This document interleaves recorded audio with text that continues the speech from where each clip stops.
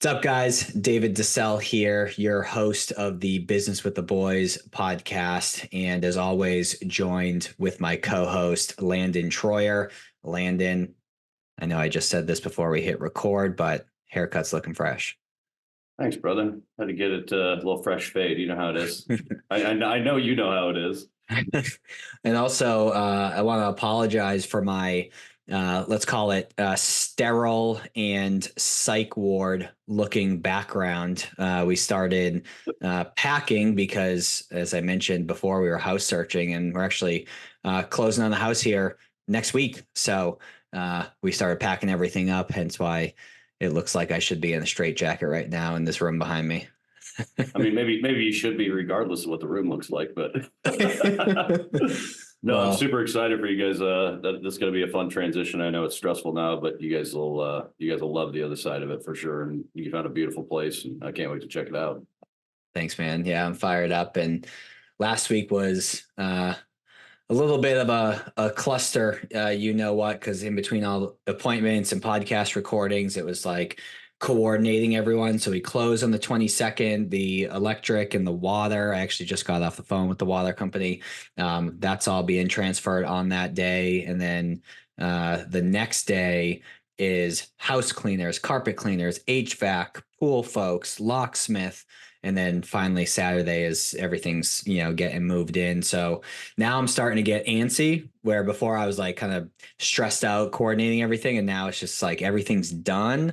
It's just a waiting game. So I have to do my best to practice some patience. And then let the construction begin.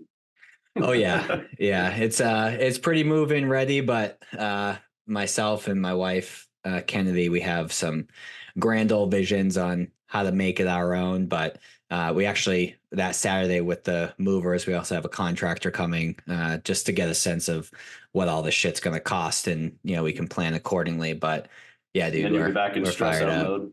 I don't know. Well, I was talking to her and she's like, well, we can paint the cabinets ourselves. And I was like, okay, painting the cabinets. We got to take everything off the walls. We got to write the check. Yeah, and take off the hardware. We got to prep it. We got to prime it. We got to paint it. We got to paint it. We got to put it back together. And I got a quote from someone to do all that, and it would probably take us 2 or 3 weeks in between work. And I got a quote from someone, and they were like $2,600. So I walked in and shared that with Kennedy. I was like, I'm not painting the fucking cabinets. Yeah, no, I'm having someone else do that. Yes. But speaking of houses, so our guest today, honestly, buckle up. This is one of the most, I think, inspirational stories that we've come across to date. And this is actually part one of a 2-part series with Terry Shanahan. And outside of just being a good dude, he has a really cool story. So he has experience in coaching professional athletes for a number of years. He then, imagine this for a second. So for all the men out there, there's something called the man flu. Or a man cold. And we all know what that is. At least me, I'm a huge baby when I'm sick. But imagine having 104 fever, not for 2 or 3 days, like when you have the flu, but for almost 8 months straight. Okay. And Terry's a health nut, and I say that in a nice way. He's a health nut, very conscious of what he puts in his body, very conscious of his activity. And then boom, gets hit with 104 fever for 8 months, almost dies, comes out the other end, decides, you know what? I want to get into real estate. And then COVID hits. And a lot of people use COVID as an excuse as to why they're not where they want to be. But he grabbed an opportunity by the balls. And over the subsequent, 32 months, I believe, he scooped up just under 200 single family homes with $100,000 in cash and a $200,000 line of credit, fully self-funded, no outside investors, but just under 200 properties worth about $30 million in just 32 months. So talk about coming out on the other side, absolutely swinging. But Landon, what were some of your thoughts and takeaways from this conversation? I mean, knowing Terry for years, it's just it's the definition of him, right? Like he does everything to excess, and he is unbelievable when it comes to mental toughness and just what he's trying to do there. He's always just been a completely driven guy, and it's crazy that you could, and we're not talking apartments, right? We're talking single units, 200, like in that time frame is insane. So Terry's just a guy that, you know, if he puts his mind to something, he's absolutely going to do it. But I think even he would say that this thing was nuts.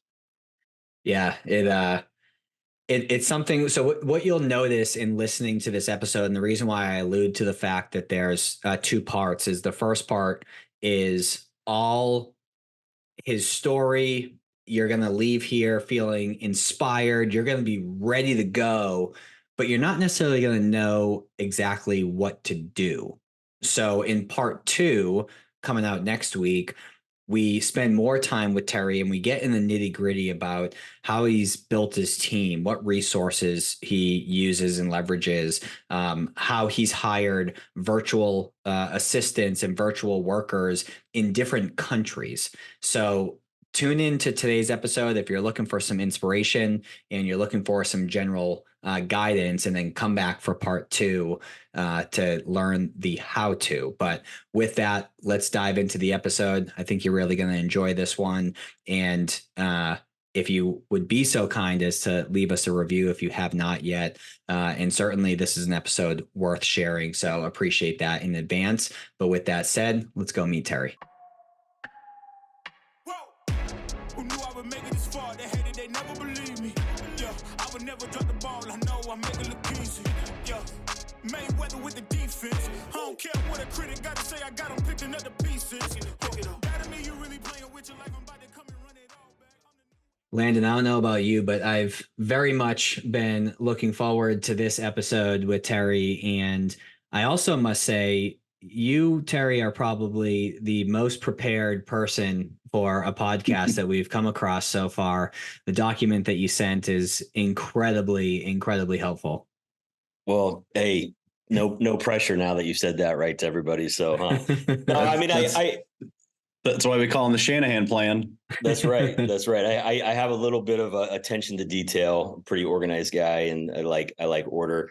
But I mean, I know, you know, I appreciate what you guys are doing, and I think a lot of people just come on these podcasts and shoot the shit where it's like, hey, we're all busy, we got a lot going on, we might as well make the best of it and have a little bit of organization and, you know, get the important pieces out there that are important to your audience. So it's the least I can do for you guys. Well, I appreciate that. And Landon, you guys knew each other beforehand, right? How did you guys cross paths? Yeah, so going back to the old Mother Mutual days, where all three of us first got our start. Terry is a recovering Northwestern Mutual advisor as well from back in the day. So just some mutual connections there. Terry's very well known here, obviously locally in the Omaha area, because he's I would consider you a serial entrepreneur at this point, right, Terry? So, yeah. And just have always connected on many levels, mutual friends, etc. So, kind of stayed in touch that way. I'm actually going to play pickleball at another mutual friend of ours' place tonight. And Terry, I know, was just on his podcast not long ago, and so Omaha's a big small town, so that's kind of our story. Nice. Yeah. And I think the Northwestern, you know, kind of brotherhood. I mean, it takes a certain type of person to succeed there. And, you know, no matter what your experience is with them or the culture, I think we all agree that you learn a lot. You know, I mean, they have the boot camp sales training, asking for referrals, tracking your activity. I mean, there's just things there that you learned. I think there's stuff that I learned. I mean, I was only a college intern, and then I was full time for maybe 2 years. Yeah, about a year and a half to 2 years. But I mean, the stuff that I learned there, I use all the time. And, you know, when I have acquisition guys finding real estate deals for me, I'm always preaching to find their activity. You need way more activity. You can't control the outcome. You can control the activity. Yeah, I think the fundamentals are beat into you pretty good there. Yeah, it's easy and frankly fun to pick them apart, but I go back to what I've learned from Northwestern time and time again. It's what you learn there is invaluable. I'm curious, Terry. So when we were chatting before and right before we click record, it's obvious that you have a huge passion for generally financial freedom. I know for me personally, I do as well, and I'm still very much in that journey. And for me, it comes from having an incredibly loving family, but not an incredible amount of money inside that loving family. And I wanted to basically redefine what success was for my family bloodline. What was your reasoning for having that be such an important piece of your life, wanting to achieve financial freedom? Yeah, I mean, I think it's somewhat similar to you, David. I mean, my family was, I would say, very middle class, maybe upper middle class. My parents were amazing. I mean, great parents, sacrificed a ton. My parents are still married. My parents are still living, so I'm fortunate enough to have parents still together, still living. Went out to dinner with my sister and my parents last night. So my mom worked in social work. She was always in nonprofit social work, never made much money. My dad was in industrial sales. Never made, neither one of them ever made more than, not even close to six figures. Combined, I'm not even sure if they made six figures ever, maybe towards the end of their career, but they were really good savers, and they always lived under the radar, within their means, right? So they saved, they were responsible. And I think they really preached to my sister and I about being smart with your money, being responsible. Even though their income was small, they saved a good amount of it and were always lived within their means. So I think I learned a lot of good habits from them. I'm extremely analytical. I'm extremely organized. And so I remember being like 7, 8, 9 years old, opening a bank account, checking my balance. I'd get money for, a holiday or something or a birthday, and I want to take it straight to the bank. I want to see that balance go up. I was scared to spend it. I was a tight ass from like, I was born a tight ass, like seriously. And, so I mean, my family was very middle of the road, but they sacrificed a lot. My parents really believed in, like, I went to private school. So I went to St. Margaret Mary's, Creighton Prep, Creighton University, so I took out some student loans and went to Creighton University. Now I think my view on college is much different than it was then, because I kind of just followed blindly the path of work hard, get good grades, everything's going to work out. And then you wake up and have a bunch of student loan debt and you're like, holy shit, what happened? I think all three of us on here would probably share in that same viewpoint. So yeah, we're with you, Terry. Yeah, absolutely. So yeah, I think the passion came from, okay, so as my parents sacrificed, we were probably very middle to lower around the kids that I hung around. So like when I went to private schools, I was around some pretty wealthy kids. And so I remember being young and being very envious of a kid who, I loved golf. I was a pretty good golfer, and I wanted to join a country club, but that wasn't an option, right? And so I just remember like little things, or certain sports camps where they were like overnight and really expensive. And I certainly didn't go without food or without the normal things at all. I don't want to act like that, but there were certain things that I saw that I wanted, and I wanted more of. And I think those were the things that drove me. And, my dad, although he was never self-employed, he preached to me from a pretty young age, you got to be your own boss. You should, he never really told me what to do. I don't think he knew what to tell me to do. He just said, you got to be your own boss. You got to work for yourself. And I think from an early age, that was just beat in my head. And then saving was sort of beat in my head, Love it. It's interesting. I remember very eerily similar backgrounds in that I went to private school that I had no business, being at. I remember, between my parents and grandparents, they piled enough money together to be able to send me there, and going to, friends' houses. I'm like, holy shit. Like, we're hanging out at your house and you are never even being exposed to my house. Just seeing like what was possible, because I grew up in more of a small town in Massachusetts where it's filled with a bunch of, townies, and nothing's wrong with that. But you're in this little bubble. This high school that I went to, St. John's Prep, was like 30 minutes away, and it just opened up a whole new world. similar to you, my parents always did a good job of instilling good principles and being incredibly encouraging, and you can do what you set your mind to, all that type of stuff. And I'm curious, you take that advice from your father: be your own boss, be your own boss, be your own boss. And I'm curious to know, especially for the listeners as well, just a quick bullet point list. What have you done and are doing now, if you can list everything? So we already talked about Northwestern. What else? Just quick bullet point list, and we'll unpack them. Have you been involved with since getting out of college? From a business standpoint? Correct. Yeah. Oh my gosh, David, this is a loaded question, man. So it's actually not as long. I mean, there's been a lot of side ventures. So right away at Creighton, had no idea what I wanted to do. Junior year rolled around, and I went to some job fair, and there was some dude in a slick suit telling me unlimited income, residual income, royalties, and I was like, "What? That's interesting, right?" Had zero interest in insurance. Thought it was the stupidest, boringest thing ever. But this guy kept talking about residual income, and they hold this carrot. So I'm like, damn, I'm gonna check this out. It was literally the only job interview, the only thing I ever looked at in my life as a junior. I looked at nothing else. I just kept hearing residual income. So then I asked a few people. They're like, oh yeah, the financial world's a great thing. So senior year at Creighton, intern, was full time for a couple of years.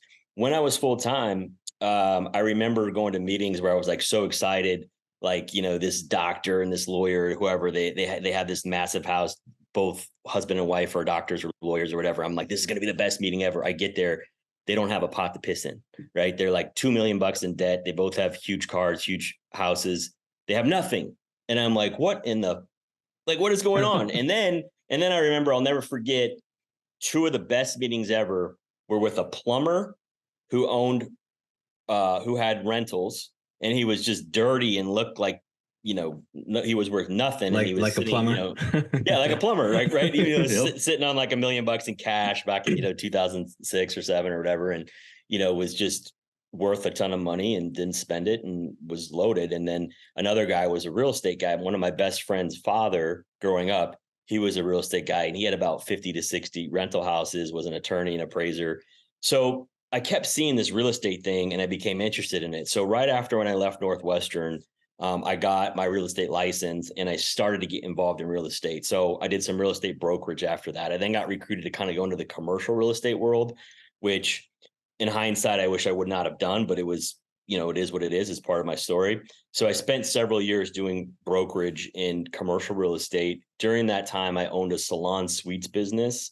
I owned a couple other business ventures. Believe it or not, I had in a partnership. We actually owned a repo towing business for a short amount of time. After the guy pulled a gun on me and said he would kill me, I thought that maybe this isn't the best route to go down. I'm gonna say that business sounds very lighthearted and fulfilling. I feel like I know that business. It was one of our drivers. It wasn't even it was one of our contracted drivers who wow. who was towing cars and putting them around the corner, and he'd have 4, 5, 6 cars. He wouldn't report that he towed them, and then the people would come running to him, and he would just take cash and give them their cars back. So he was totally breaking the law. We called him out on it, and he wasn't so excited about that. But anyway, that was a short stint in the worst business I've ever been involved in. The salon suites business was more of a rental play. We had 50 units. It was called Boss Studios. Another guy and I started it. We eventually sold that, made money on that, but it was a nightmare to run. On paper, the price per square foot's really high. You think, oh, this business, the cash cow, it's amazing. Well, so you got to work with a bunch of hairstylists. Exactly. No offense, but you're dealing with, we had 50 suites. So some of those were doubles. A couple of them were triples. So you've got 60, 80 predominantly females aged 19 to 25, all fighting. It's like a bad high school. It's like who's lunch table. I mean, it's just a nightmare. So we got out of that deal, sold it, got out of that.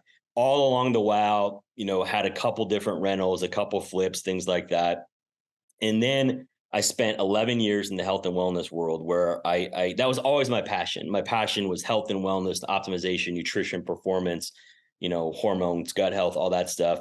So I spent 11 years doing that. And at the height of that business, worked with Kyle Korver, Doug McDermott, John Madsen, a bunch of professional athletes, Olympic athletes, and did that for a period of time. Towards the end of that business, the last 3 or 4 years, I did more executive coaching, where I basically took those same principles and worked with, guys like you guys roughly 35 and up, who've made money, who want to optimize their health and their performance. So that was 11 years. During that time, created some online informational products that I sold, did some seminar stuff in the nutrition world. Also got involved in a network marketing company. I didn't know what MLM was or network marketing was when I got recruited in 2010. I just loved the product. The product had a ton of research. The product was called Protandem. It was like, it's an amazing supplement to this day. It's a great supplement. And this guy's like, yeah, you can make money. I'm like, how? I don't get it, and it was my first, I was in Utah working with Kyle Korver, and it was my first exposure to like MLM. Are you guys familiar with MLM or network marketing? Multi-level marketing. Yep. Yeah.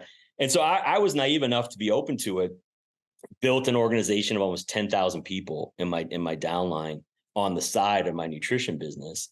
And that created an awesome residual stream of income. That I literally have not done a single thing for that business since 2015, and I still get a check every single month.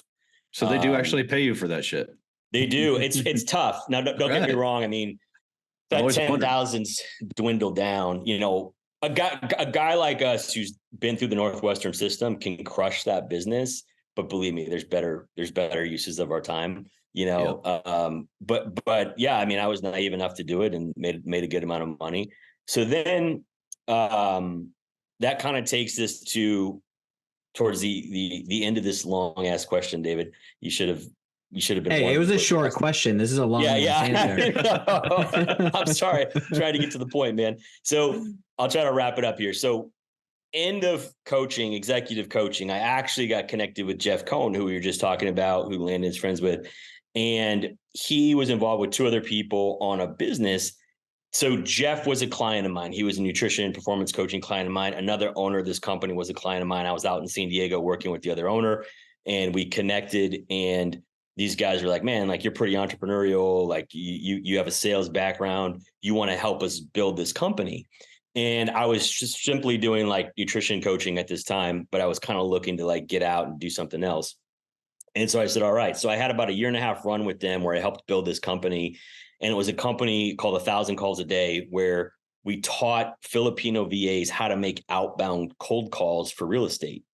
And so I was basically built the sales arm and helped do sales calls and helped get it out there, because I was our clients were like high-end investors. And so you needed somebody who could actually talk to them and sell the deal. So I helped that go from like 40 grand a month in sales to like 120,000 a month in sales in about 6 months. We grew it. Damn. And then there was just kind of too many cooks in the kitchen. Jeff and I felt one way, the other 2 owners felt another way, and we kind of just parted amicably. But I learned how to use Filipino callers through that business. And so at that point, that was 2017 into 19. I had a crazy health scare. We'll get into that later, but 2019, crazy health scare. Literally thought I was dying. And so decided that, hey, I'm going to take what I learned in this business and I'm going to go back to Omaha and I'm going to build a business where I find off-market real estate deals. And I decided to do that in 2019, but due to health reasons, I didn't really start until March of 2020. And then since March of 2020, I've been solely in investment real estate. I'm a partner on a title company. I do some private money lending. I got up to close to almost 200 doors as far as rental units, single family duplexes, no apartments. Own a partner in a construction company, partner in a roofing company. So a lot of other ancillary businesses that are fed by the 200 doors. And so my focus since March of 2020 has been all investment real estate. And then those ancillary businesses have kind of spun off from there.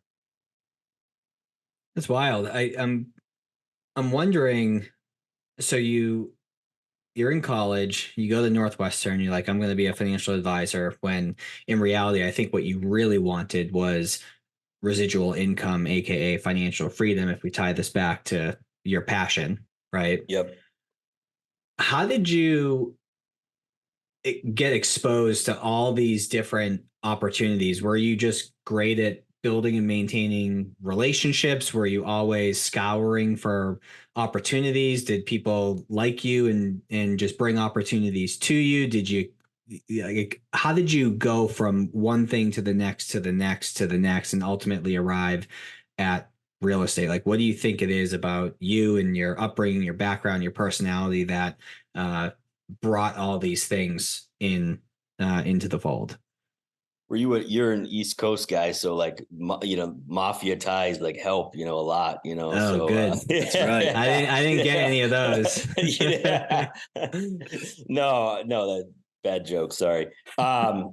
So it's a good question. I think I've always been a relationship guy. Like I like forming relationships. The thing I didn't like about Northwestern is everybody had a price tag on their head. Like I couldn't do anything without thinking about business. And all of my social activity, everything I did, every time I played golf, everything I did was simply based around, could this person become a client? Yeah. And Or refer business. or Same. refer business. Yes. And it just got to be so old. And I'm like, damn, like I don't like this feeling. Right. Nobody So, wants to be that guy, right? Like everybody right. knows I don't want to even go to lunch with you because it's going to turn into business talk. I hated that same shit. Right. And it's you can't help it because like that's how you're paid and there's huge opportunity and like it's just part of the deal. And to think like that is how you do well in that business, right? Like, but so I think it was just being a relationship guy and then, always being open. I'm very curious. I'm very curious. Like I don't know. I know a little bit about some things, but there's a handful of things I know a lot about. And like when I get interested in something, I'm obsessive. Well, Like that's what I was I'm going to just say, right? I yeah, mean, I think your health scare, again, just from knowing your background, or not even your health scare moment, but I mean, you had some chronic stuff along the way, and you're a type of guy, again, knowing you said, you were analytical from the jump. For you, if it's, hey, my body's not feeling right, I'm going to dig into this shit and figure it out. And that's right. probably, correct me if I'm wrong, where kind of the coaching, at least I know the educational, you took that stuff on yourself to go figure that out, right? I mean, that's kind of how Yes. that all stemmed, right? Yep.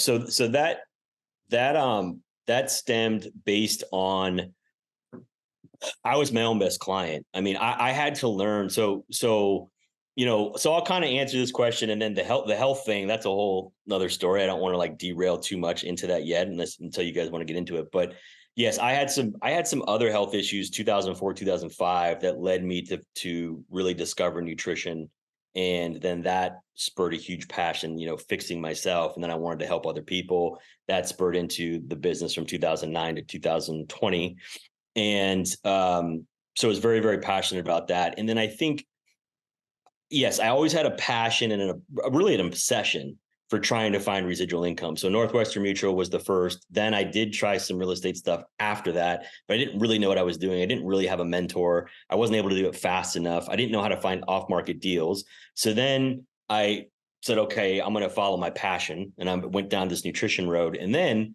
I said, okay, well, hey, I'm going to create some online info products. That's residual income, right? And it worked. It didn't take off the way I wanted it to. And then I said, hey, this MLM nutrition deal, like this is residual income. So I had sources of residual income that I was, chipping away at. And then honestly, through my nutrition business, when I started working with pro athletes, Olympic athletes, high level executives, that just opened up a ton of doors. So guys wanted to pick my brain, like really successful guys like you guys and guys, or guys that we look up to or used to look up to, wanted to like pick my brain, wanted to be around me. And so then all of a sudden I was like, this is interesting. Like these guys want to be around me because they want my information with respect to health, wellness, performance, but I want their information with respect to business and finance. Right. And so it was like a really good trade-off where I created these relationships with guys like Jeff Cohn and, different guys like that around the country who are super successful. They needed the information I had, and in turn, I got to get a sneak peek into their world. And so that's really probably the answer from 2017 onward. That's how it happened. The first step of, because I totally understand how you start working with that level of people, and then it opens up doors from there.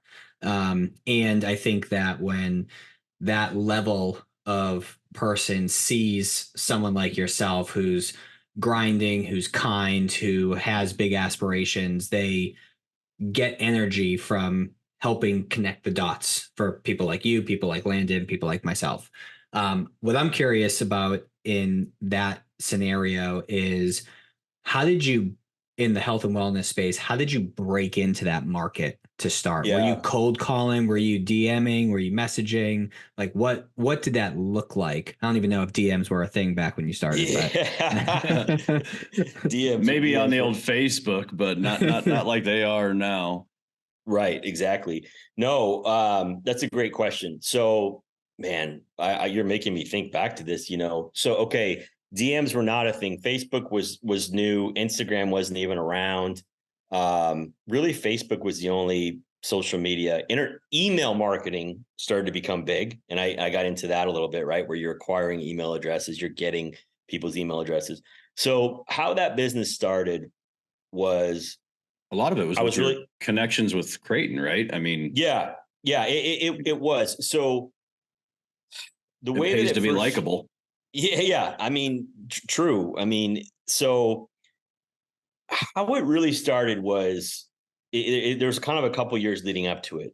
Kyle Korver and I were good friends at Creighton. We worked out together in the off season. I was really into like mixed martial arts training, MMA, loved working out. He liked working out with me in the off season, not playing basketball, but lifting weights, strength and conditioning. Right. So he really enjoyed that because back then they didn't have a great strength and conditioning program at all. Nothing like they do today.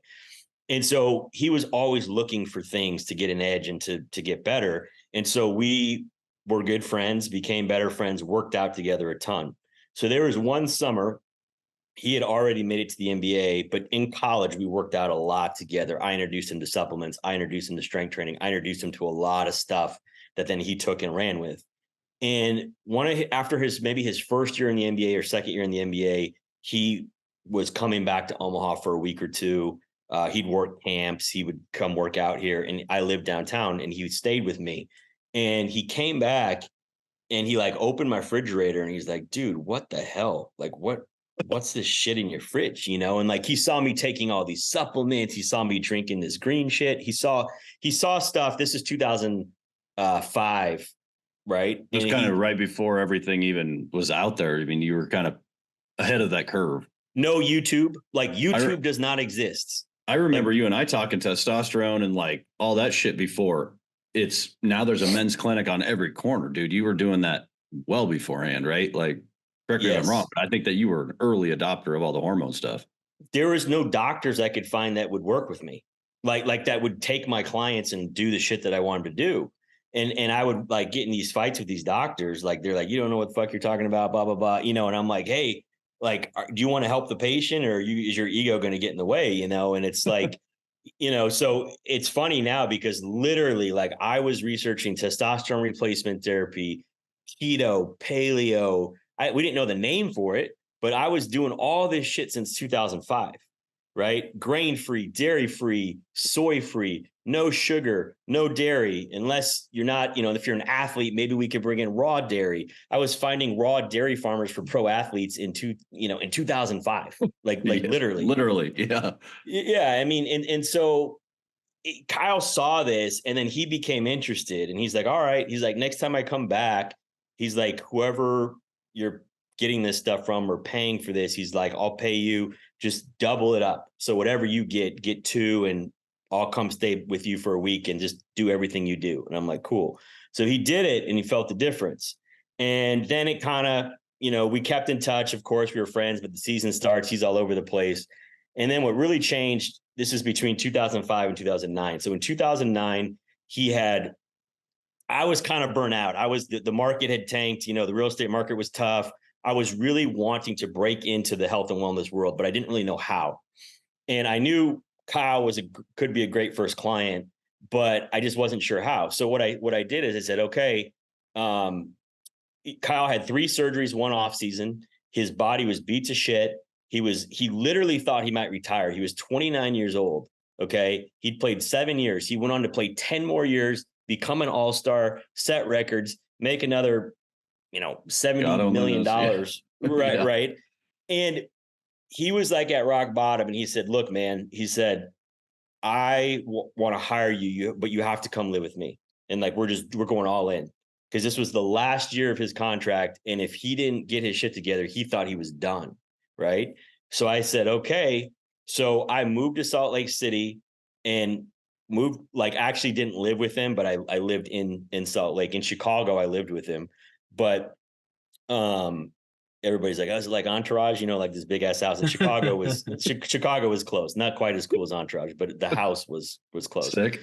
So anyway, so just, went in, got rid of all the shit in his pantry, ordered his supplements, started overseeing every meal, started overseeing sleep, stress, recovery, everything outside of the gym and outside of basketball, just chipping away and making progress. And then I basically lived with him or by him and traveled with him for 3.5 seasons. He went on to totally change his body, change his career, and have an amazing career. That's awesome. So on that note, fill us in. Let's kind of unpack your aha moment. Or maybe it's more of an oh shit moment. I'm dying moment in 2019 that kind of led to this fire into your ass that created this beast that's created a sweet real estate entity. Walk us through how that all transpired. Yep. And as really quick, I realized I didn't fully answer. So to take a real quick step back.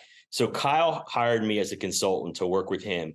We had a really clear agreement on how many hours a week and when, and it was part-time. And so David, then what I did is I started doing other online coaching with people. I got involved with a couple CrossFit gyms, and CrossFit was just blowing up in Salt Lake City. So I became the nutrition consultant for CrossFit gyms in Salt Lake City. That took off internationally. I'm surprised it's taken you this long to bring up CrossFit. Usually that's the first thing. Yeah. I'm recovering from Northwestern and CrossFit. Yes. Those are two cults that I got out of, but I still speak highly of, but I got out of them. So anyway, so it went from Kyle to CrossFit to other athletes, and then a ton of online coaching. And then it just kind of snowballed from there. And obviously Kyle was a great client. But CrossFit, I had a guy named Tommy Hackenbrook who got second in the CrossFit Games in 2008 or 9. And then he hired me, and I got more clients from him than anybody ever. Like he started promoting me in the CrossFit world, and that was like game over. Like before you get into the health stuff, I just want to highlight what I'm hearing is the moral of the story is when you have a passion and you want to do something, go find a friend, find a random person, help them for free. Because if I heard your story right, you basically just said, here's all the stuff that you didn't charge him for that experience. Right. You just charged him for obviously the added expense to buying double the shit. Prove that it works, and then that opens doors for you from there. But don't be afraid to test it out with someone, offer it for free. I call that with my clients a give to get offer, where you give something of value to get some of their time or testimonial in return, and then it expands from there. But I just wanted to highlight that before we moved over to the health stuff. And I think the other thing with Terry is Terry, you're just a genuine guy. I mean, like everybody knows that when you open up and tell them, so, it's coming. You've never been a sales guy. That's probably your issue with the Northwestern side of things, is you just are a genuine guy and truly do want to help people. So that goes a long ways as well. I remember when I called you and you were just like an open book, and I was like, damn, this dude knows his shit. Well, thanks. Just we're more than willing to share. So yeah. Yeah, no, I appreciate that. And yeah, I mean, I think it's like, if you're passionate about something, people can tell that like you really believe in this and you really know, versus you're just trying to sell them. And I think that's super important. But David, what you said, the give to get, that reminds me, I mean, that's actually how it started with Tommy Hackenbrook. So he and I met like the first week I moved to Salt Lake and just hit it off. We became friends. And I was just like, I mean, and there wasn't a ton of, he went on to have an amazing career in CrossFit, but there wasn't a ton of money back then. He was just starting his gym, and I'm like, hey, I just want to help you, man. Like, this will work. I promise it'll work. And then, me offering to help him led to so many opportunities. That's cool. Yeah. So 2019, the bomb. Yeah, man. I mean, and it's there's so much that goes into this. I'll kind of walk you guys through like what happens. But I think, even taking a step back, when you guys are maybe working with team members that you bring onto your teams for your business or whatever, I sort of feel like in my past, whether it be Northwestern or anything that I did, I knew I was capable of more, right? Like I wasn't fully passionate about it. I knew I was capable of more. I knew there's no reason I couldn't be a top performer. I couldn't blow this thing out of the water, but there was just something in me where I was just kind of like, I just wasn't all in. I wasn't all in. I didn't have the sense of urgency. I didn't have the burning desire. There was something missing, right? And don't get me wrong, there was times in all those businesses, especially my nutrition business, where I was all in, 100% all in. But I think in some of the other ventures, I wasn't all in. And so I think 2019 really changed me. So when people say like, how the hell did you blow up this real estate business in such a short amount of time? Well, when you think you're dying and you think there's a limited amount of time and you're scared to death, it's amazing the shit that you'll do. Right. Yep. So 2019, again, I was still doing some coaching. I was working on 1,000 calls a day, the business I had talked to you guys about. I had decided that I was going to move back to Omaha because at the time I was actually in San Diego. So I've lived in Omaha, Salt Lake, Chicago, San Diego, and Arizona. I've kind of been all around. But I moved back to Omaha and the goal was like, okay, I'm going to keep coaching. I'm going to keep growing 1,000 calls a day. And then I'm going to use some of these Filipino VAs to help find off-market deals that I buy. And I'm going to get back into the real estate investment world. Well, that was 2019. And then basically it was April 9th, 2019. I woke up in the middle of the night, just drenched in sweat, like literally like shirt soaking wet, like somebody put a bucket on me. And I was just like startled. And I woke up and I showered and like was just super confused. And then it happened again an hour later. And then again, 2 hours later. So like 3 times that night I woke up just drenched and I was super confused. So then the next day I'm kind of like, man, what was that all about? And I feel okay. I had been maybe a little bit tired, And yeah, go ahead. Just for context, you were in like peak shape at this point, living a healthy lifestyle, all that stuff as well when this was happening. Yeah. I mean, dude, I have as long as I've known you, you've never not been in peak shape. So yeah, I mean, truly, like there's not a time when you couldn't say, hey, take your shirt off. Let me see your abs, literally, like I don't cut, I don't bulk. I just do what I do. Right. It's not like I'm getting ready for a photo shoot and I'm going to drop 20 pounds or something like it. Yeah. So David, yes, but specifically, I was dating a gal at the time. She was a nurse. She was really into health and wellness. I was teaching her a lot. We were working out hard together. I was probably in about as good a shape as I'd ever been in. Literally, we were in Florida, in your neck of the woods. We were in the Florida Keys, Miami and the Florida Keys in March of 2019. And I have beach pictures where I'm just like jacked and probably the best I had ever looked almost. And April 9th, I wake up and it's just, I'm a mess. Right. And so this went on where it was basically night sweats was the first symptom. And then I started having chills and fevers during the afternoons. And it was just back and forth, back and forth. So after about a week of it, I had called my doctor, Dr. Biscup, who I think Landon had connected you with at one point. Yep. And, I'd send him a ton of patients. And so we're pretty close. We're texting and he's like, yeah, just come in for some tests. So I go in for some tests. They don't really see much. They're not sure. A couple of my inflammatory markers are off. And so they think, well, maybe you have an infection or you have some sort of, viral thing going on. But I didn't really have a lot of symptoms other than these night sweats and these chills. Well, it got worse. And it got to the point where I was having 102 to 104 fever every single day. So literally every single day without fail. There was days I felt a little bit better, days I felt worse. Started having a ton of joint pain, night sweats, fevers, and just started to feel worse and worse and was getting thin, like was losing muscle left and right. So this goes on April, May, June. By June 8th, I'm in the hospital because they're like throwing me around to doctors. They can't figure it out. And they keep thinking cancer, but none of the markers are off. Well, then by the time I'm in the hospital, your C-reactive protein is like your inflammatory. It's a systemic inflammatory marker in your body. It's something I have all my clients measure. And usually I have many past tests. Mine's like under 1, like it's 0.7, 0.4. It's good. Like under 1 is great. Like under maybe 5 to 10 is still good, but under 1 is ideal. My C-reactive protein was measuring 300, and so over 300 times more than it should be. And at times it was not reading because it was off the charts. So they're just like, what the hell? Shit. Yeah. And I'd had a fever for 3 months. So now they're thinking cancer or infection, but they can't find an infection. So they had put me on some different courses of antibiotics in case it was an infection. So, I mean, there's a lot that happens in that 3 months, but basically they put me in the hospital. They admit me in the hospital June 8th. And that day they just start doing all kinds of tests, and they do scans to look at all my organs to see if I have cancer. And they really think, every specialist thinks I have their type of cancer because my symptoms are like so bizarre.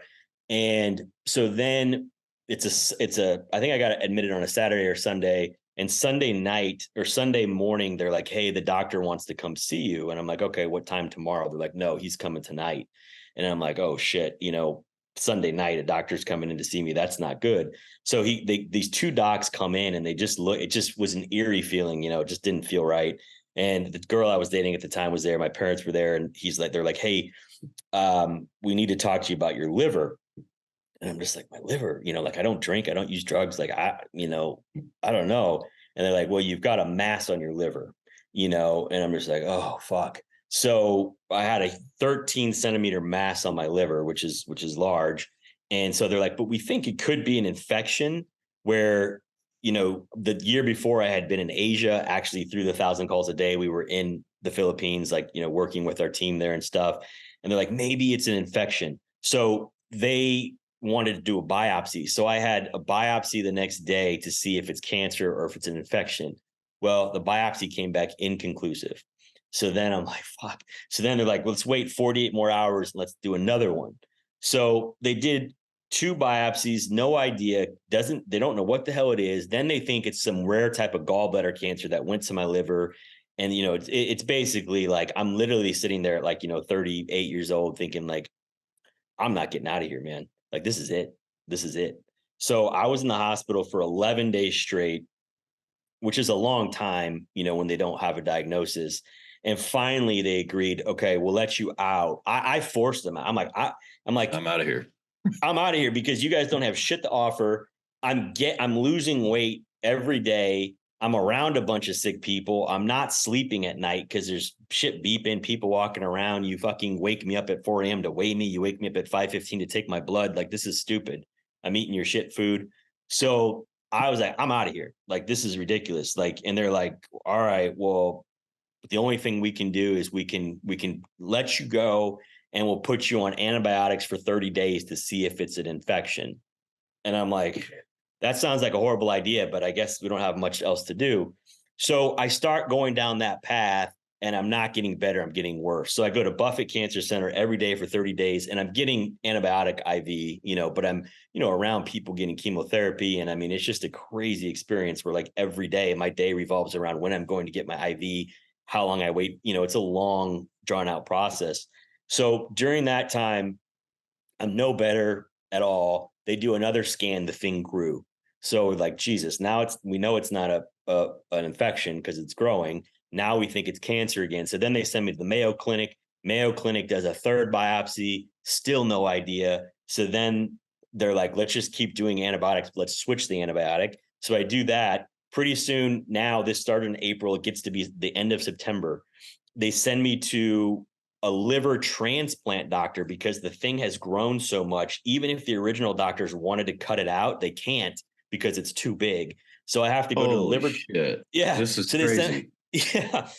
So mind you, this whole time from April to September for 6 months, I'm sicker than shit. I can't work. I can't do anything. I'm trying to just keep my head above water and just to, live. And it messes with you because you don't know what it is. And one doctor tells you it's infection. The next doctor tells you it's cancer, but you just don't know. And so I was living like that for 6 months. Mayo Clinic, I through a friend, I got in there quick, but they didn't really know. So finally this liver transplant doc, I get into him, and UNMC has like one of the best liver transplant teams in the country, fortunately. So I get into him. The guy's like super cool, gives me like his cell phone. I mean, he doesn't do that many surgeries, he does like these huge ass surgeries several times a week, and he's pretty available. He's like, I don't know what this is, man, but we need to cut this out like tomorrow. And I'm just like, Jesus, like tomorrow, I'm like, all right, just give me like a day. Like if I don't do it tomorrow, like when can you do it? And so it was like on a Thursday, he wanted to do it the next day because he had an opening. He called me back and said, hey, we'll do it Tuesday. So end of September, they go in, they cut out this mass that's huge, and they have to cut out 40% of my liver with it and remove it. And then the next day, I had internal bleeding. So I woke up and was not feeling right and was just like feeling like really, really sick. And the nurse, like luckily the girl I was dating was a nurse, and it was like a shift change. And the nurses just like weren't really paying attention, even though I was in the ICU. Like she's ringing the call bell and I'm like in and out of consciousness. And I could see the look on her face. Like she's pretty stone cold and she was scared. And I'm like, oh shit. And so she's yelling like, get the nurse, get the doctor, whatever. And the nurse is like confused. And she's like, log me into your computer. My girlfriend was at the time. And so she's like logging her into the system and she's looking shit up. She's like, and so she's like calling the shots. She's like, run this, run that. And they're like, okay. So they run this thing immediately and it comes back and I have like horrible internal bleeding. So she's calling the shots, yelling at the nurses, what's his blood type? We need to get him into surgery, blah, blah, blah. And I'm like in and out, like seeing all this shit. So they fucking come running in, rolling my ass. There's a anesthesiologist on my side. He's like, hey, we're taking you back into surgery. Like, hang on. He's shooting shit in my arm. And he's like, and I remember them just dropping me on this like metal table and just being like, ugh. And then, waking up, it felt like a couple days later. So second surgery was to stop internal bleeding. Then I got C. diff. So anyway, this whole thing was like this just massive ridiculousness of months and months and months. I finally got out of the hospital about October 10th or 12th, I think it was, of 2019. To this day, no idea what it was. Unexplainable inflammatory mass. They have no idea what the hell it was. Even after getting it out and running whatever tests they want, they still don't know. Yep. They sent it to Mayo Clinic, Johns Hopkins, somewhere else, plus UNMC. Dead and necrotic tissue. So it was dead and inflamed tissue. And they think it might have been a bad infection that because I was healthy, my body immune system walled off. It basically like puts a wall around it and kills it. But then that tissue becomes dead tissue and makes you really, really, really sick. Huh. So first off, that's fucking wild. I'm a huge bitch when I have a cold. I can't imagine having the fucking flu for 8-9 months, whatever that time frame is.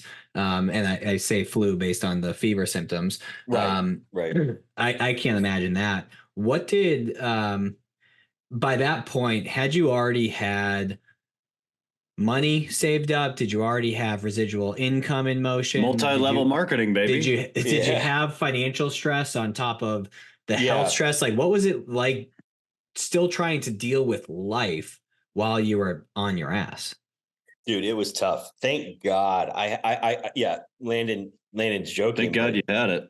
True. No, I mean, I had, that piece of residual income at the time was probably $3 to $4 grand a month. It was something. It wasn't great, but it was something to keep afloat.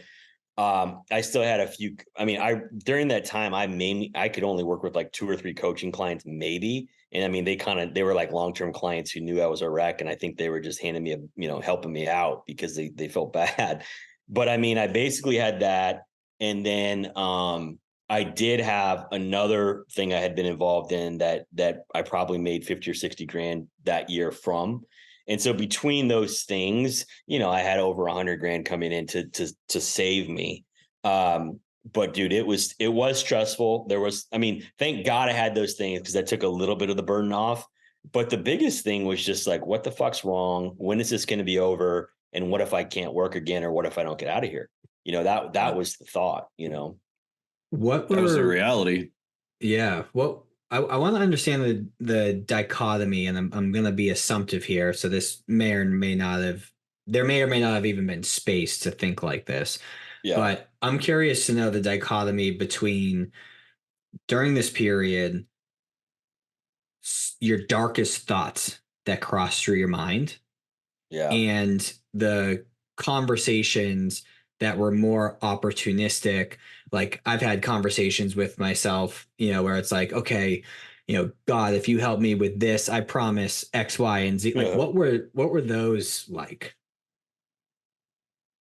Dude, I mean, I remember, there was definitely some dark times for sure, but probably the darkest times were really almost the first time in the hospital, where it was the realization that, like, I might not get out of here. I mean, that was a very, very real realization when I went from 175 pounds to 140 to 132. The lowest I got was like, I walk around now probably 178, but I mean, I was, call it 175, got down to 132, and you're just literally withering away. Like, so You don't have a lot of fat tissue to no, I to mean, get down to 132. 8 or 9% body fat at the, is what I walk around at. So, it was thinking I might not get out of here. And there was definitely thoughts of, like, I just remember, at the time I was dating a gal, she was divorced, had some small children. And, that was a serious relationship. That relationship ended right as I was getting out of the hospital, which that's a whole nother fucking fiasco. But I just remember sitting there thinking, man, I wasted my life. Holy shit, I'm going to die at 38 years old and I wasted my fucking life, because I was thinking, like, I chased all these businesses. I was obsessed with residual income. I did some cool stuff, right? Like, I got to work with some cool people. I followed my passion, but I regretted, not having kids, not placing family or the opportunity to, like, have a family, not making that more important. And at the time, that was my biggest regret. That was, I just kept thinking, I wasted my life. I chased all this shit that didn't really mean anything. And so I was like, man, if I get out of here, like, I'm changing. I'm not going to be a workaholic. I'm not going to do this. I'm going to focus on family. And that was kind of like, the promise. So you get out and then you go into being a workaholic. Yeah, well, there's a key. So two key points here. So the girl that I was dating, that was, like, pressing to have, to have children and to move that way, Yep. which I wanted to. I was ready. I wanted to. That relationship fell apart, and so basically, like, we broke up like days after I got out of the hospital. So it goes from, like, physically, emotionally being sick and at the lowest low of my life, 132 pounds, to then, like, losing this person you love, who was a huge part of helping me get through it too. Right. Yeah. And played a very important role. So the heartbreak, the disappointment, the devastation of, like, all those things. And then so you wake up and you're alone and you don't know what's next. And literally for 12 weeks, I couldn't be alone for 12 weeks after that, because I was at risk of more internal bleeding. So I had to, like, stay at my fucking parents' house at 38 years old to, like, make sure I'm going to live. Right. And so it was a it was the lowest low of my life. At that point, I had some income, but I had no idea what was next. I had lost my momentum and everything I was doing. And so then fucking COVID hits. Right. So that's October, November of 19. Shovel the shit on. Right. So October, November of 19, I'm recovering. And November, December, I'm like, all right, I'm going to put muscle back on. I'm going to focus on my health, and I'm going to focus on, family, relationship, health. That's all I give a shit about. I got enough money to get through this next couple months and I'll figure it out. Right. So I did that. I mean, I can send you guys pictures. It's on my Instagram. You can see, like, I posted a weekly picture of, like, what I look like at 130 whatever pounds getting back, and so I was all focused on that. But then the relationship ends, And so then I'm like in this like health, relationship, family mode, relationships over, COVID hits.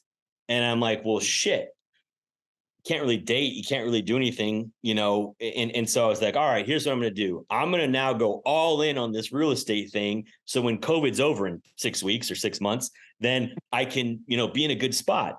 And so then I just fucking went all in on the investment real estate, but it ended up lasting years instead of weeks.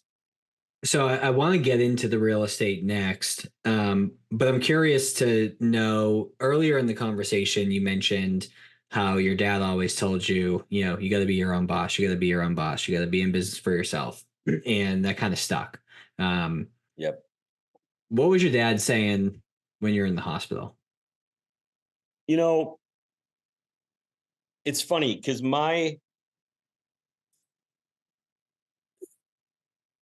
it's really interesting. So I think my dad was like, you know, he was a really good at Division I athlete, really good athlete, really coached me growing up.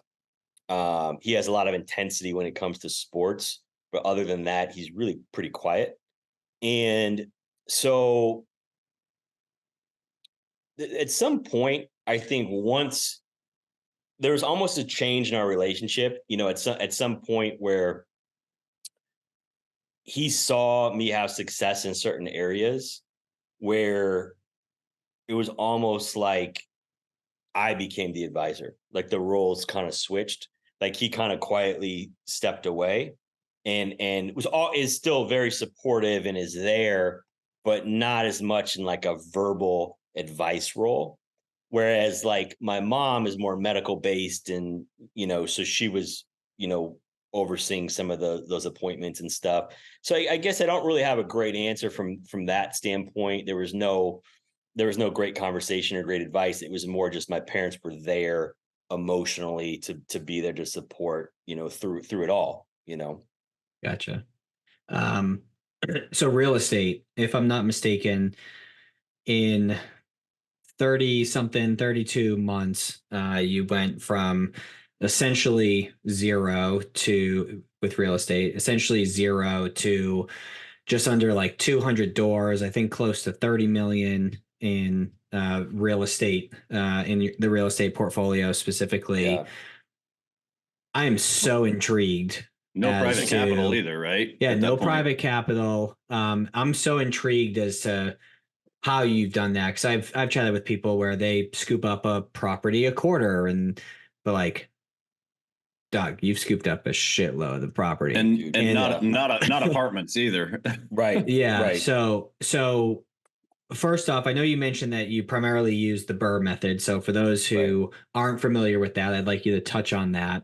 And I'd also like to understand how the hell you acquired so much in such a short period of time, because that's unfathomable.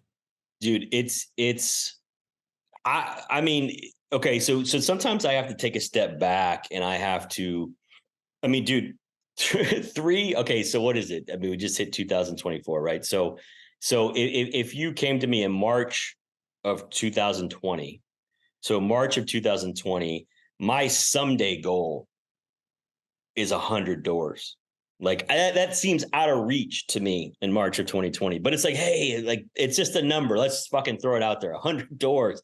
If I could have 100 doors, oh my God, the residual income would be great. I'd be rich. You know, and I surpassed that so freaking fast. Sometimes I don't even know how, but David, this is where, again, it comes back to, I think, pain, you know, like when you're so fucking scared that you're going to die, the person you think you love who wants to have children with you and wants to go to the next step, you have that breakup, you know, like it was a messy breakup. Her kids were involved. It was just a shit time in my life. Right. So I think I had two options, like just sit around and feel sorry for myself or fucking make something happen. And I mean, I made something happen in a big way and did more in a short time than I've ever done in any stretch of my life. Like I've always worked hard. I've always been serious, but I just had a new sense of urgency because I also didn't know if this thing is going to come back. And so I was kind of scared, not knowing what it was. I'm like, I got to create residual income so I can just sit on a beach and focus on my health. Right. So, and just to be clear, there is a partnership that I do have a 50% part. It's like less than 30% of my portfolio, and like I didn't need it. In hindsight, I probably should have done it, but yes. So I didn't take outside capital. It's not a syndication. There's guys out there that say, "Oh, I own 1,000 units, right?" On this and that. It's a bunch of bullshit. They own like 9% of it. They raise outside money. The group buys it. They're a small percentage of it. You know, don't get me wrong. Those guys do great. Like there's nothing. I'm not knocking that, because this is just not that. This is just not that, right? Yep. So, okay. So first of all, let's start with the BRRRR model. So a lot of people who don't know, you guys know investments, you guys know wealth, but I think the magical thing about real estate is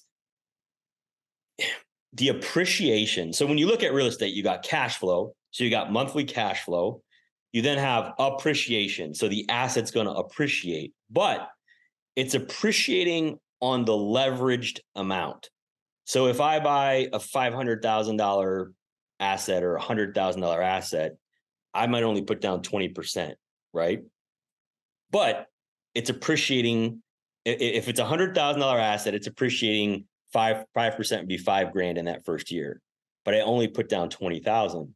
So I got a 5,000 return on 20,000. I also got cash. So if it's $250 a month, it's positive cash flow. That's $3,000 a year. So you have the 3,000 plus the 5,000, and my investment was only 20. So 3 plus 5 is 8. So 8 over 20. I mean, that's a pretty damn good return, right? Then you have depreciation, which is the tax benefits that are amazing for somebody who has high income. And then you have the debt pay down, where the monthly payment is essentially being paid by the person who lives there. So there's a lot of aspects of real estate that are really, really incredible, as opposed to some other types of investments. So the BRRRR strategy, I'll just unpack BRRRR real quick, and then you guys can ask anything you want. The BRRRR strategy stands for, it's B and 4 R's. So it stands for buy, rehab, rent, refinance, repeat. Okay. So it's basically, I found a way to buy off market deals. So I trained Filipino callers. I had wholesalers. I had a team of people that I was paying commission only to go find me deals. Okay. So they come to me with a deal. I say, yes, I want to buy it. So what I was doing is I had a little bit of cash saved up plus a line of credit. When I first started, I probably had access to 350 to 400,000, not an insane amount of money. Right. And most of that was a line of credit. So an interest only line of credit that I had on my Northwestern Mutual permanent life insurance and a few other things. Okay. There you go. So, I would buy a house for 80 grand in cash, and then I would fix it up. I was managing the construction, and I pretty soon created my in-house crew. So I could do the construction at about half price, right? So I could do a $30,000 renovation for 15. So I buy it for 80. I put 15 in it. I'm in it for 95. Okay. Then I go to the bank and I say, hey, I've got this house. It's been rehabbed. I've got it rented. The tenant's paying $1,395 a month, and I want to get an appraisal and I want to get a loan on it. So I'd only put 95,000 in it, but then let's just say it appraises at 140, and the bank says, okay, cool. At the time, we'll give you 80% of 140, right? So what is that? Roughly like 110,000 or something. So they'll say, okay, great. You could take an 80% loan on that. We will write you a check for 110. So now I only put 95 in and I got 110 back. That spread is called a cash out refi. That 15,000 is profit to me, but it's not taxable because there's debt on the back end. But I can immediately take that 15,000 and put it right back into my operations and buy the next one and the next one and the next one. So I had a stretch where my average cash out refi per deal was like over 20, almost 25,000. So people think, well, fuck, you're tying up 20% in every deal. No. I was not only not tying it up, I was making money on every deal because I was investing in marketing to find off-market deals. I was investing in building a team to do the rehab, and then I could go to the bank, and if they gave me 75 or 80% of the appraised value, that 75 to 80% was still more than I put in the deal. So I started making money left and right on these deals and just put everything back in. And then I hired, people to help me build it. And then since I got to a certain point, I've helped those people start other ancillary businesses to keep my expenses low. How many houses have you had under rehab at one time, and what was it like coordinating all that? So at the height of my growth, I had 4 key people on my team, not virtual assistants. Now I have like 3. At one point I had 4, but I had my sister, 2 guys that had a construction background. One of them had an appraisal background, and the main guy, other than my sister, he had an military operations background. He's won like all kinds of awards in the military, and was just a really badass guy who could. You better have somebody that could do project management and was a complete asshole to get projects done at that scale. And the funny thing is, my sister's become that person. Like she does not give a shit. Like she's a hard ass now. Like the first week she worked for me, she was like trying to help tenants buy their bullshit stories. I'm like, Katie, everybody's got a story. And I was laughing at her, and now she doesn't give a fuck. Like she will get into it with anyone. So I had, so David, we were going so fast. There was times when I got up to like 20 to 22 houses in cash with no mortgage. And then we'd have to stop because I'm running out of cash. Right. And so then we'd have to go to the bank and say, hey, we need these refinances as fast as possible. They would get the appraisals, refinance, and boom, we'd get a big chunk of cash back, and then we keep going. But during the height of the growth, we almost always had 10 to 12 projects going at a time. And there was times when we had almost 20 projects going. And so the other thing that I did, because I wanted to grow a team, at one point I had about 18 full-time construction guys like in my world, and one guy managed them. And I recruited him away, and he got all his friends, and they worked for us for 3 years, almost full time. But what I did is I was like, man, I want to grow this team of construction guys, but how do I do it? Well, I figured out a way. Okay, I'm going to go to 3 other. I started with 1 and ended up with about 3 or 4 other successful investors who are out of state. And I said, hey, I'm not a contractor. I'm not, I'm not, I can't pull permits. I can't do anything like that, but I will do all your clean outs. I will do all your unit turns. I will do all your stuff that doesn't need permits. And I will do it so fucking fast. You will not believe it. And we'll do everything. You don't even have to go to the property. Tell us the address. We'll send you a video. We'll get it done. And so I had this arrangement with 3 other investors. So in addition to my 200, we've done over 250 other projects. So we've done about 450 construction projects in the last 3.5 years. Damn. I know from GC in my own house how big of a project that is just to do one. So yeah, that's impressive. With all that going on, and granted, it seems like you've built a good team around you that helps a lot. But what's your average day-to-day look like, out of curiosity? Because it seems like you have people on the front end dialing for you, right, to find deals. You have people throughout the project to help rehab it. I think you mentioned, or I may be misremembering, property management to manage the properties, find the tenants, and all that. So where do you focus your time now? Yeah. So that's a great question. And my team has changed a lot over the last 3.5 years. At the height of it, there was probably almost 40 people involved. Now, granted, most of those people were 1099, because I would have arrangements with them because they were working for multiple entities that I own.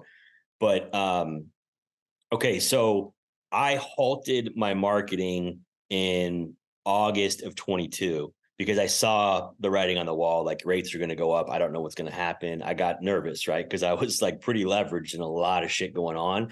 And so I probably pumped the brakes sooner than I should have, but in hindsight, it was a good move. So I stopped my marketing, and I literally in 2023, I only have bought 1 property, and I have 1 under contract right now. But I just was like, hey, here's what we need to do. We need to go back to these 200. We need to get rid of bad tenants, fix problems, rehab anything that needs to be rehabbed.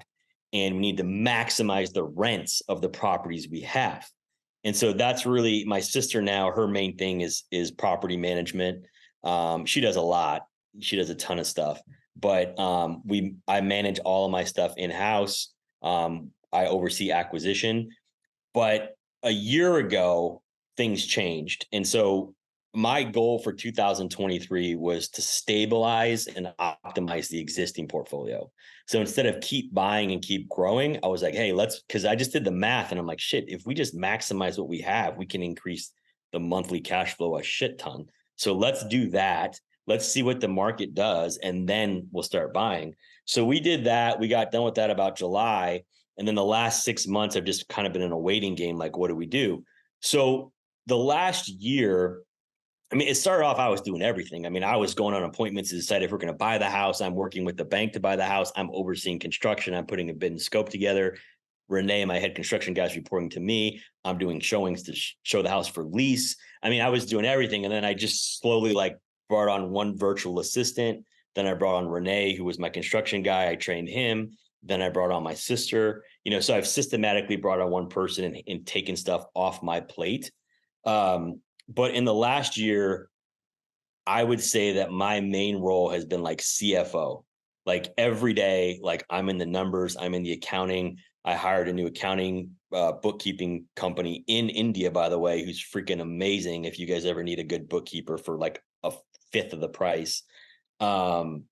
So, I've really been getting in the books, getting in the numbers, really making sure that shit's in order. Where can we add value? Where can we increase rents? And that's really been my focus. And then, operationally, it's just looking at big picture things that we can fix and we can improve. And then financially, those are my two biggest day-to-day roles, are operations and financially. And then also, lately in the last 3 months, I've also been looking at going down the route of maybe doing some lease option deals. And that's basically where you take somebody who has money, but they don't have credit, or they had something happen, so they can't work with a bank. And then you finance the deal for them at a higher interest rate. And so I've just started doing some of those deals, and that's a whole nother avenue that I'm probably going to go down. Interesting.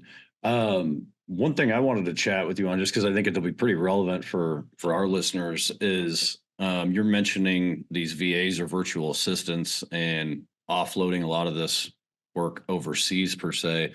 Obviously, I think the experience for you would say has been a great one.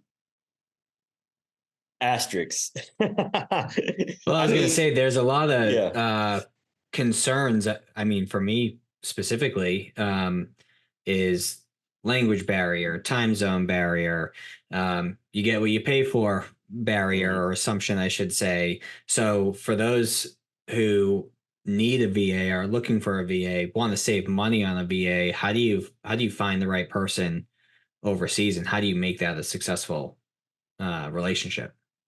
I mean, just like anything, it's not easy, right?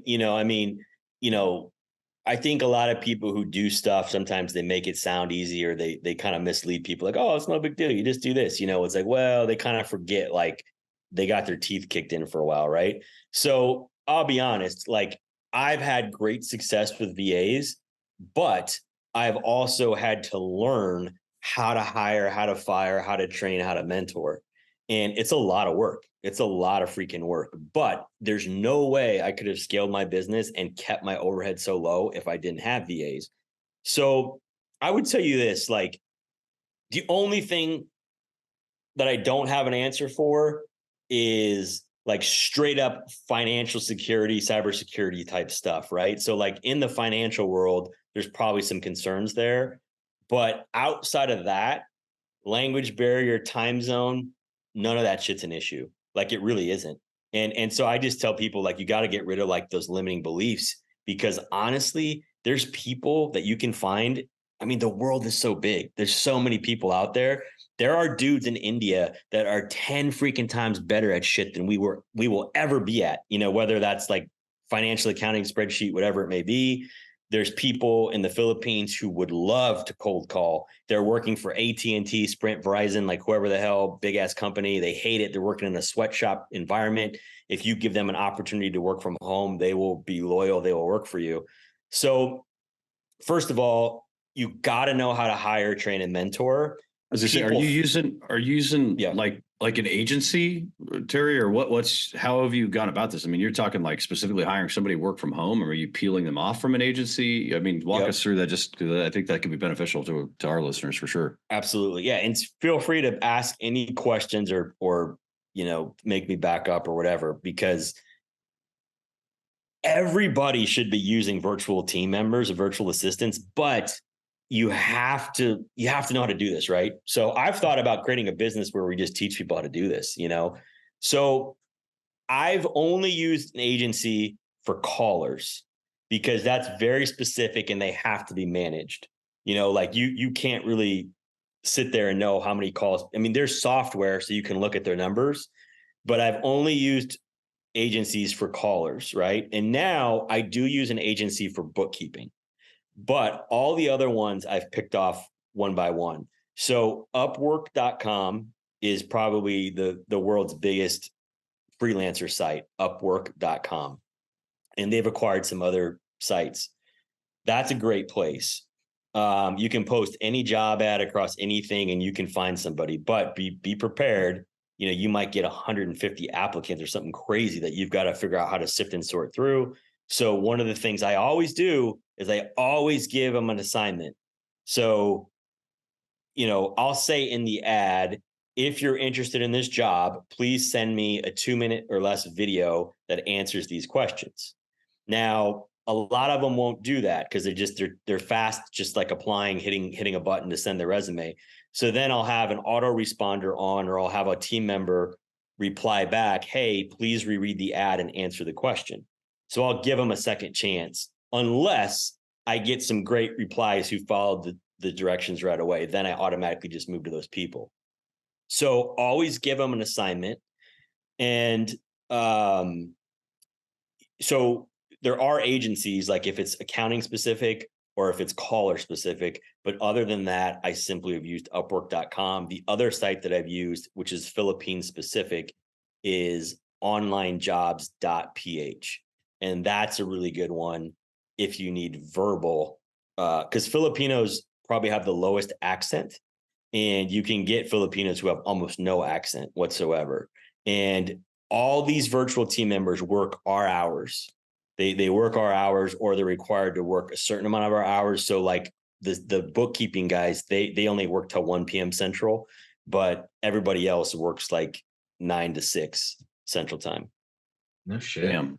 What's crazy. an example of so an assignment of shooting a video, answering these questions? Give us an example of like how deep are you expecting them to go? Like what are some of the questions that you're having them answer? Yeah. So for example, if you're looking for a cold caller, I said, send me a video telling me about all the companies you've done cold calling before. What was it about? Tell me the biggest trouble that you had with it. Just some things like that. And then I would say, send me 2 recordings of live calls that you've done. And I want to hear a live call so I know if they're full of shit or not. Right. Then they have access to those previous calls they've done. I take it then? Pretty much. If they're a freelancer doing that, they'll have access to those. Yeah. Because the dialing software that they use, they have a headset and a dialing software, and it records every call. So they could easily export those. So that's an example there. Now, for the bookkeeping guys, I said, hey,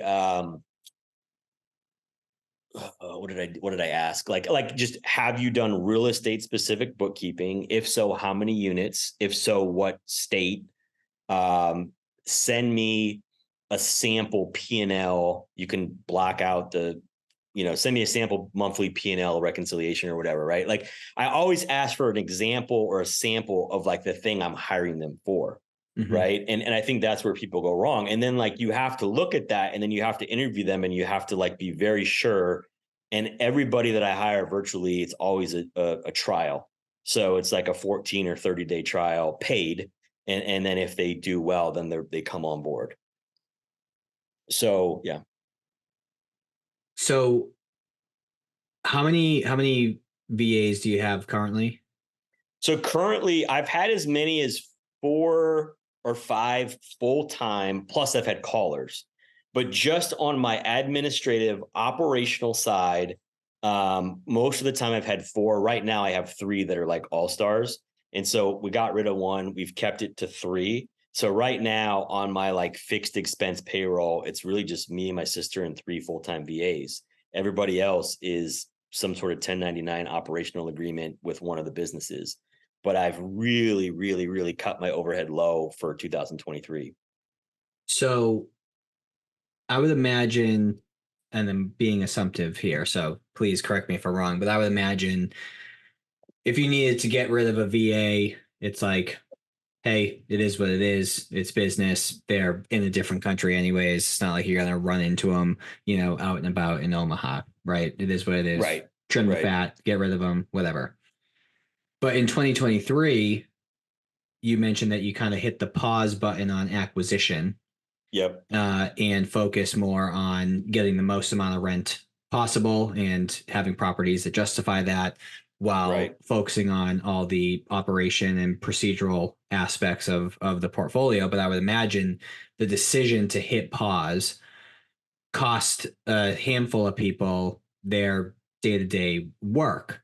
Yep. So my question is, when it's time to hit the gas again and acquire properties, did you stop that work that they were doing in such a way that you feel good about being able to have them help you when you hit the gas again? Or do you have to build a new team for the particular roles that you got rid of based on the initiative to hit pause? Like, what was that dynamic like? That's a good question. And it's probably going to be a little bit of both, right? So for example, most of the people that I let go were outbound cold callers through an agency or one-off. And I gave them plenty of notice. And I said, hey, we're going to slow this down in the next 30 to 60 days. Feel free to look for other jobs. I'm happy to give you a written testimonial reference, talk to anybody. And then my two really like key executive level guys that worked directly with me when we built this, we started a roofing company, and they have a background in roofing. And so we decided, I got together with them. I'm like, hey, like, we're not going to keep acquiring. So, they made a lot of money in 2021 and 22 because everybody on my teams, it was small base plus high incentive. And so as we were acquiring, we're doing these cash out refis, we're doing these construction turns. I mean, they did really well for 2 years in a row. I saw the writing on the wall and I'm like, hey, you guys are going to take a pay cut in 23. So do you want to go do your own thing? Do you want to start another venture? What do you want to do? And with the 2 guys, we just said, hey, let's start a roofing company. And so they've leveraged, my relationships, my 200 houses, and have a base of clientele for that company, and, have grown it from there. So that was a great move with them. One of my guys who was like my lead acquisition manager, he's actually in Canada. He's a young guy. And I've just I helped him do some other stuff, but he was like off my payroll. And so recently I've just brought him back on like a part-time basis. So in order to ramp up, there's definitely going to be a lot of marketing stuff that's going to have to be reintegrated. And so that will take some time. And it's like, it takes a good 90 days at least to get the momentum, before you're rolling the way that we were. I just think, I thought it would have happened by now, but there's just not motivated sellers right now because there's nowhere for people to go. Let's just say, like, prices. You're not going to trade a 3.5%. Yeah. You're not going to trade a 3.5% mortgage for even a 6-7% mortgage. No way. Right. Exactly. So we're in a weird market where interest rates have doubled, but prices have stayed flat or still gone up a little. So I'm just kind of patiently waiting. Okay, what's going to happen, and that's why I've done some hard money lending, and I've done these other things. I've helped them build the roofing business. Like I've tried to just create other streams of income. I would love to get back in acquisition mode, but I'm not going to buy bad deals. I'm not going to buy like mediocre deals. And I think I probably got a little bit spoiled. The timing was perfect. Interest rates were low, but I mean, I don't know. People say, "Oh, you got lucky." Well, interest rates were low. Well, right, but you still got to find the deals. You still got to make it happen. So got to create your own luck a little bit. Yeah. So I don't know if that answers your question, David. Really, on well, that, it does, because there are certain people that it's like, hey, I have no other role for you, and there's other people where it's, hey, let's pivot and build something else in the meantime. Right. And now we have, because what I like about what you've built is you not just have a real estate portfolio, but you have the adjacent companies that you're going to need anyways. Right. So the fact that you empowered them and alongside them help build that company, I think is really cool. What is, assuming you get back into acquisition mode, let's assume that whether the numbers are as good as they were when you first started or not, but you're in acquisition mode, what are you building moving forward? Is there a certain amount of doors? Are you going to expand to different states? Are you going to stay in Nebraska? When is enough enough? Is it never enough? Right. What is that future version of all this look like? Can I pee really quick? Yeah, you can pee I really quick, 'cause this up. I have to as well. Okay. Let's take a pee break. Everybody take them in. No, I'm just, all right, Got it. We better pause this. All right, you gentlemen feeling better? Feeling good. That's the one drawback of long form podcasts is when you drink a lot of water towards the end of the day, what goes in must come out. So I'm glad we're all doing better. But what we left off with, Terry, was what does this look like in the future? Are you ever going to stop? Are you going to just keep going? What's the amount of doors look like? Are you expanding to different states? Help me understand what your vision is. Yeah. No, that's a great question. And I mean, we are today, the second day of 2024, recording this. And really the last couple of weeks, I've really, really been like deep in reflection and thinking and like, trying to figure out what's next. And I think, I had so much momentum in 21, 22, and even the beginning of 23, and then obviously pumped the brakes. And I think, right now I'm just really trying to figure out what I want. Like, because I honestly exceeded my wildest dreams or expectations as far as like how fast this all happened. And so moving forward, 500 was a number I'd thrown out there before. Like, I'd love to get to 500 doors and then like maybe sell that, because when you get something that large, you have big institutional buyers who will pay a much higher multiple of like, as opposed to like an average investor. And there's a ton of competition in the apartment world. It's really, really, really, really competitive. But if somebody acquired 500 single family homes, that would probably sell at a higher multiple potentially. So I think my biggest goal right now is to figure out how I can keep my operational day-to-day going and keep some amount of growth going, but pull myself out substantially. And I've definitely worked less in 2023 than I did in 21 and 22, but it's still like 7 days a week. It's still every freaking day. And so I think, when you're built a certain way and you're in the grind to build something, it's very hard to stop because you become so ingrained in you that you're just go, kill. And then it's really hard to stop because when you stop, you feel like you're not doing what you're supposed to be doing, So for me, I guess I probably don't have the best answer for you. I wish I had a bigger, better, more exciting answer. But I think for me, the number one thing in 2024 is like, how can I stabilize, keep growth, keep the business going, but pull myself out more and more and more. And that's really what I'm trying to do right now. Because I mean, over the last 3.5 years, I haven't golfed as much. I haven't done the things I want to do. And so for 2024, I really want to get back to focusing on my health, focusing on other things besides just business. What do you think and maybe I think differently. So forgive me in advance if that's the case, but I feel like, okay, you got more time to golf, you got more time to, go to the gym, you got more time to hang out with family, go on vacation, whatever. And that's awesome. For like a month for me anyways. Like when I go on vacation, it's very, very difficult for me to unplug for a full week. Like my sweet spot is like a Thursday to, Sunday or Monday vacation. Then I get that itch. And I could be wrong, but I feel like based on this conversation and the little time we've spent together, compared to how long your story is, right?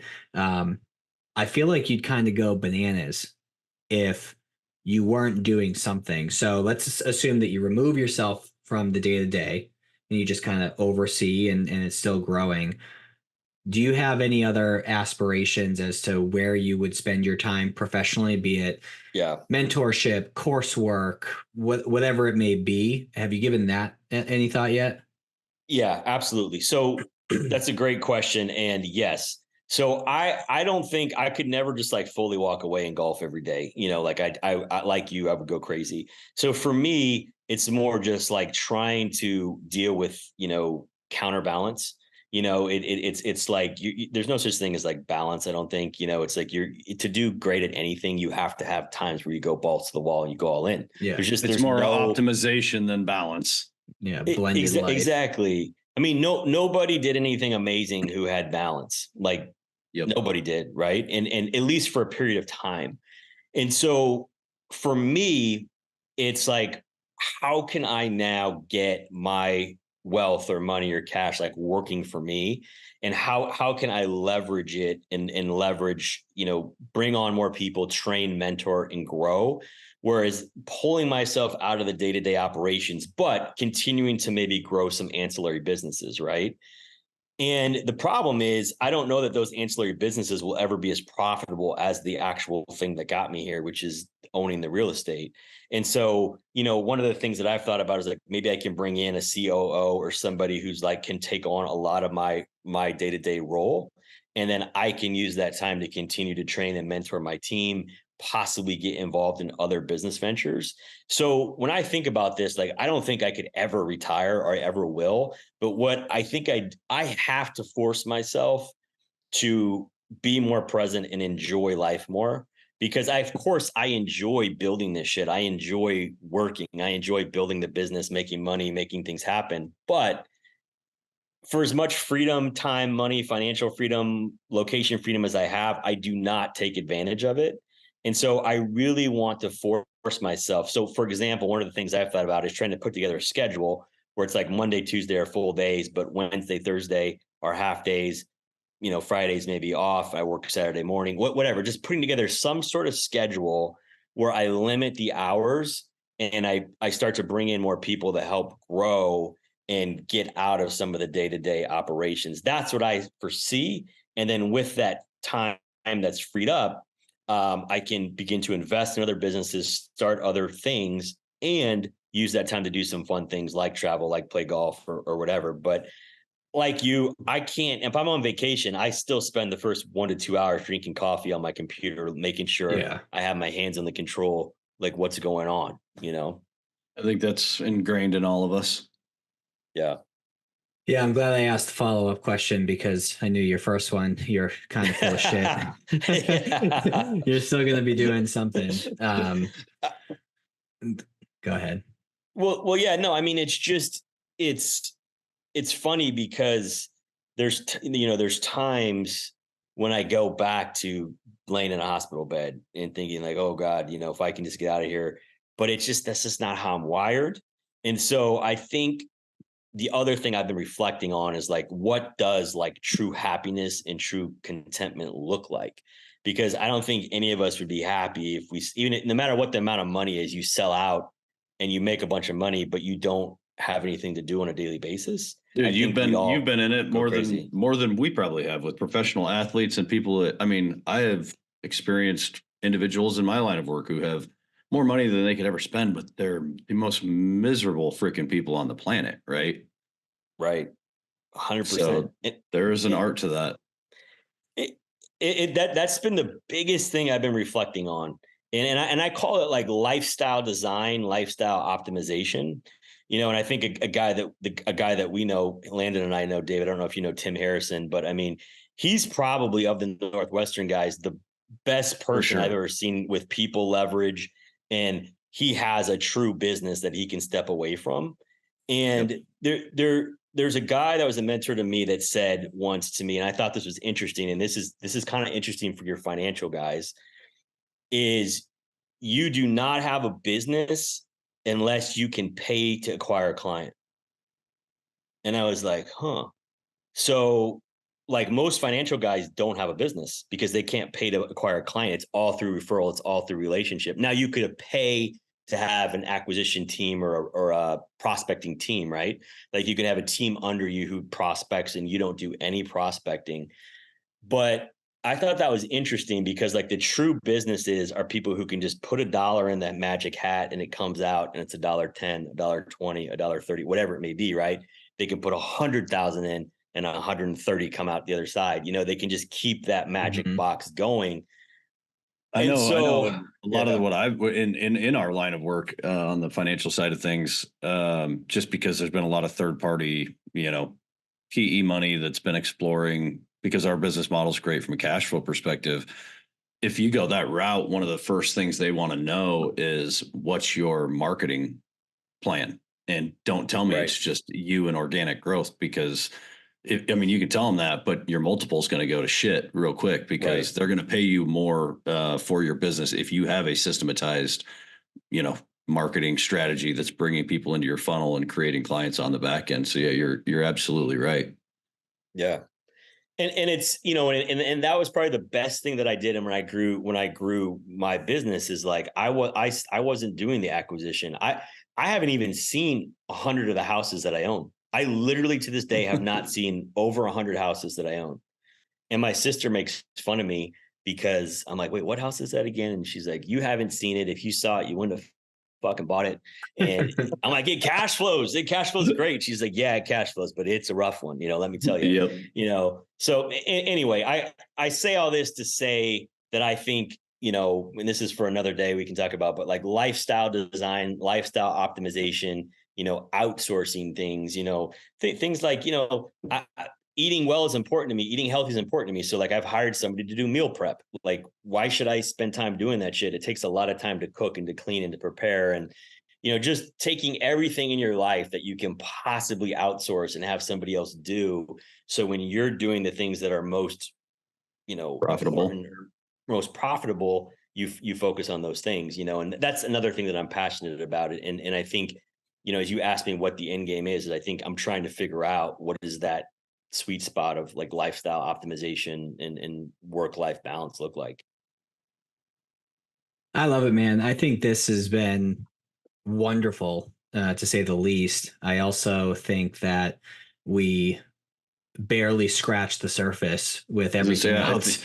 I think it deserves a follow-up. Yeah. So, we can go into way more detail as to what your acquisition strategy looks like in real estate, how you scaled and built a team so fast, and some of the growing pains you went through. We also didn't even get into the performance and optimization side of your life and how you've helped folks. And I think people listening to this show who own a business, are entrepreneurs or want to be, that's an integral part of running a successful business, is running yourself, in a healthy way as well. Right. So I definitely think that we should plan on a part 2. But for now, I think this was great. Yeah. Awesome. Agreed. Well, I'm around. Anytime you guys want to do number 2, we'll get into the details of optimization for you guys, for your audience. And I'm happy to get more into the depths of the scaling and outsourcing and the things that I did. And I really appreciate your guys' time, appreciate the opportunity, and would be very excited to come back for round 2. Same, brother. We're very appreciative on our end as well. I'll end it with the homes that you've purchased and rehabbed, made more livable than they were before, are housing a shitload of people. You've financially and otherwise impacted a number of people that you've hired. You've done this show with us, which is great. And I just want to say, I'm glad you didn't die. Yeah. The world's a better place with you in it. I'm glad I didn't die too. I wouldn't even be here talking to you guys. But yeah, hey, it's been a wild ride, and no, I appreciate the opportunity, and it's definitely, and as you just mentioned, David, I mean, I think that's the thing where, you talk about the future, you look at the future, and I think it's, training and mentoring team members, helping them achieve their goals. That's when it starts to get fun, because eventually you kind of reach your goal and you need something bigger and greater outside of you. And I think, it truly becomes fun when I'm helping my sister or other people on our team achieve the goals and achieve the life that they want to achieve. That's awesome, man. That's For awesome. sure. Can't wait to see where you take it, brother. And we'll follow up, and I think our audience would appreciate a follow up as well. Sounds for good. those of Thank you you guys. For those of you who are listening, if you enjoyed Terry's story, which I think you're insane if you didn't, do us a solid and share this with someone that you care about. Share this with someone that you want to inspire. Share this with someone who has excuses that are preventing them from taking action, because of all the excuses I've heard, for someone to curl up in a ball and not do shit. I think, Terry, you take the cake, and you decided to actually do something with it. So do us a solid, share the show. We'll catch you on our next episode, part 2 with Terry. And again, Terry, thank you. Thank you, brother. Thank you guys. Appreciate it.